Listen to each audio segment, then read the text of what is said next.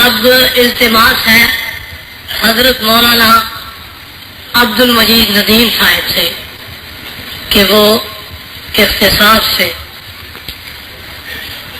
تشریف رکھتے ہیں.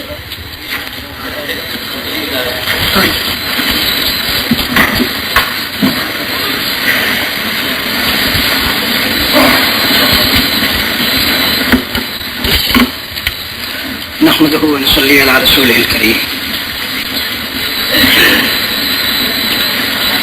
صدر اجلاس، آپ کو یاد ہوگا جب آپ وزارت اطلاعات و نشریات کے منصب پر تھے تو آپ کے حکم پر یہاں حاضری ہوئی تھی. یعنی ہمارے نہایت ہی محترم راجہ محمد ظفر الحق صاحب آج پھر وہ وزارت مذہبی امور کی ذمہ داریاں سنبھالے ہوئے ہیں تو میں پھر حاضر ہوں. راجہ صاحب محترم ہمارے محسن ہیں اور ہم ان سے پیار کرتے ہیں. میری طبیعت ناساز ہے. حاجی جاوید ابراہیم پراچا صاحب ہمارے برادر عزیز جو مجھے لے کے آئے ہیں ہنگو سے. ہم نے تقریباً 12 بجے وہاں سے سفر شروع کیا اور آپ کی خدمت میں حاضر ہو گئے. بہت مختصر سے وقت کے لیے بات کروں گا. میں سمجھتا ہوں کہ کسی طویل گفتگو کی ضرورت نہیں. میرے پیش رو نے راجہ صاحب کی تقریر کا حوالہ دیا.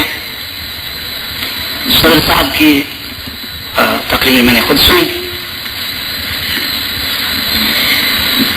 جہاں تک میں سمجھتا ہوں اس کی کوئی ضرورت نہیں ہے کہ ہم پاکستان کے استحکام کے لیے سیرت طیبہ سے رہنما نقوش تلاش کریں. یہ نزاکت تخیل تو ہو سکتا ہے لیکن اس کی کوئی ضرورت نہیں. آپ نے جو 2 یہاں پر موضوعات میں اہداف رکھے ہیں، پہلے ہدف اور دوسرے ہدف میں اتنی مماثلت ہے کہ تاریخ پاکستان کے جو محرکات ہیں، فکری محرکات ہیں، وہی استحکام پاکستان کی بنیاد ہے. میں راجہ صاحب سے یہ درخواست کروں گا کہ آج کی یہ کوشش تو قابل تحسین ہے، اللہ تعالیٰ قبول فرمائے. آپ کے لیے، آپ کی وزارت کے تمام ارکان کے لیے اور پوری قوم کے لیے یہ خیر و سعادت کی بات ہے. اللہ ہمیشہ اس کی توفیق دیتا رہے. ایک کانفرنس اب اس حوالے سے ہونی چاہیے اور وہ گولڈن جوبلی کے ضمن میں ایک دینی پروگرام جس میں آپ ان تمام چہروں کو پھر ایک مرتبہ ضامن دیں اور ان سے درخواست کی جائے کہ ہم فرد سے لے کر قوم تک کا تجزیہ کر کے اپنا وہ ذوق تلاش کرنے کی کوشش کریں کہ جانتے بوجھتے ہوئے 50 سالہ قومی زندگی گزارنے کے بعد ہم زوال کی طرف کیوں جا رہے ہیں، پستیوں سے کیوں ہم نجات حاصل نہیں کر سکے. یہ دراصل بہت بڑا لمحہ فکریہ ہے.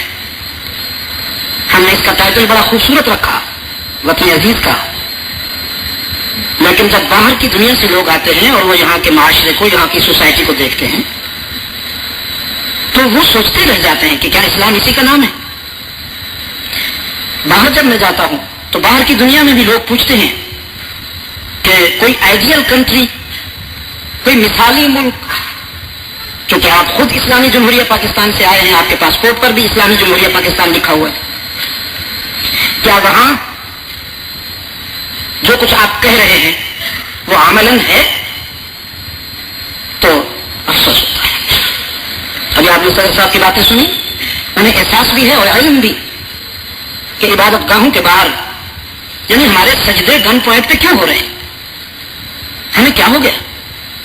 جو دین پوری انسانیت کی وحدت کا عالم بردار ہے، جس نے عرب و عجم کے فاصلے سمیٹے، جس نے گورے اور کالے کی تمیز ختم کی، جس نے صدیوں پرانی اور مردہ عصبیتوں کا جنازہ نکال کے رکھ دیا. آج ہم اسی دین کے حوالے سے ایک دوسرے کا خون بہانے پر تلے ہوئے ہیں اور اس کا نام ہم نے شجاعت رکھا ہوا ہے. یہ لمحہ فکری ہے, اس پر ہمیں غور کرنے کی ضرورت ہے. ہم کیوں زوال کی طرف جا رہے ہیں؟ سیرت سرور کائنات علیہ صاحب الصلاۃ والسلام کے ضمن میں اپنی نجات کے لیے امت مسلمہ کی پہلی مومنہ مخدومۃ المسلمین سیدہ خدیجہ الکبریٰ رضی اللہ تعالی عنہا کا وہ تبصرہ عرض کرتا ہوں جو انہوں نے آغاز وحی پر اللہ کے رسول صلی اللہ علیہ وسلم کی کیفیت کو دیکھ کر فرمایا تھا کہ آپ جب گھر تشریف لائے ہیں اور سیدہ نے آپ کی کیفیت کو مشاہدہ فرمایا تو 5 جملوں میں بڑا خوبصورت چیپٹر سیرت کا انہوں نے ترتیب دے دیا. ان 5 جملوں پر بولنے اور لکھنے والے اگر لٹریچر لکھنے پہ آ جائیں یا گفتگو میں ساری صلاحیتیں بروئے کار لائیں, میں سمجھتا ہوں وہ 5 جملے پھر بھی وزنی رہیں گے کہ انک لتصل الرحم وتحمل الکلب وتکسب المعدوم وتصدق الحدیث وتقری الضیف وتعین علی نوائب الحق. 5 ہی تھے, اللہ مجھے معاف فرمائے. آپ صلہ رحمی کرنے والے, اور میں تو آپ کے شاگردوں سے بھی بہت کم حیثیت رکھتا ہوں, اب کیا سمجھاؤں کہ صلہ رحمی کس کو کہتے ہیں. صلہ رحمی پیار کا جواب پیار سے دینے کا نام نہیں, صلہ رحمی غصے کا جواب پیار سے دینے کا نام ہے. توڑنے والے سے جوڑنا صلہ رحمی ہے. صل من قطعک, جو تجھ سے دور ہوتا ہے تو اس سے قریب ہو جا,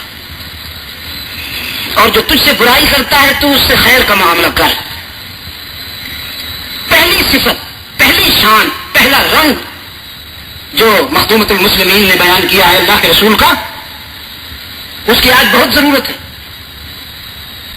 کوئی ایسا بہادر ملے نا اس ملک میں جو برائی کرنے والوں سے نیکی کرے, جو ستانے والوں کو معاف کرنے کا ظرف رکھتا ہو.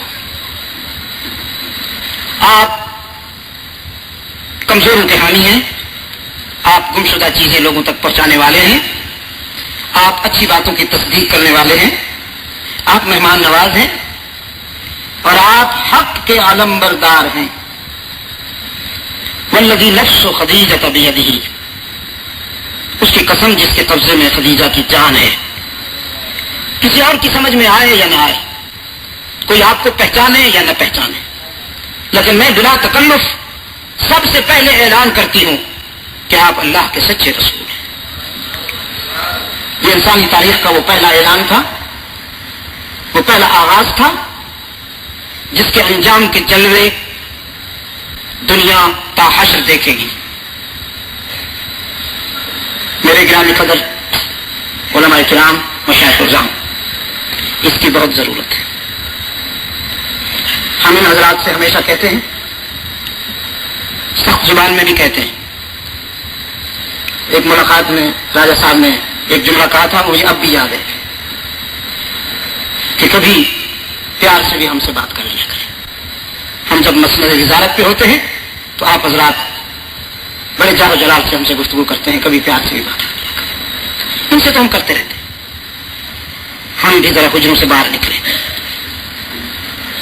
ہم نے جو سجے سجائے تسبیح خانے اپنے لیے مخصوص کر رکھے ہیں اور اپنی زندگیوں کو محدود کر لیا ہے, آپ یقین کیجئے کہ اس میں ہم سخت نقصان اٹھا چکے ہیں. عام آدمی تک پہنچنے کی ضرورت ہے, اس کے غموں کو شیئر کرنے کی ضرورت ہے. اور ان 5 جملوں پر بولنے اور لکھنے والے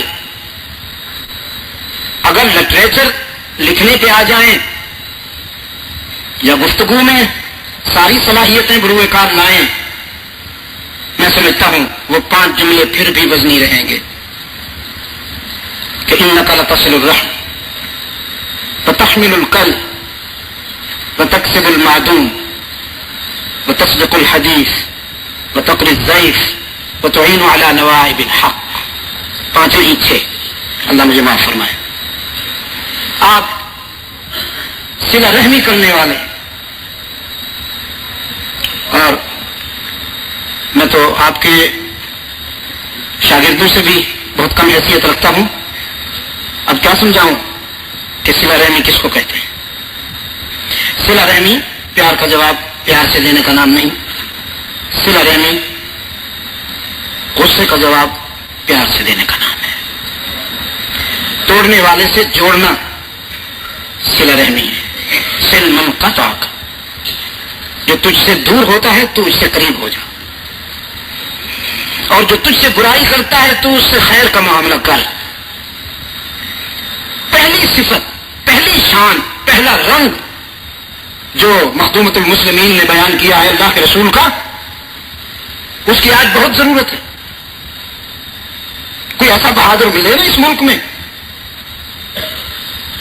جو برائی کرنے والوں سے نیکی کرے،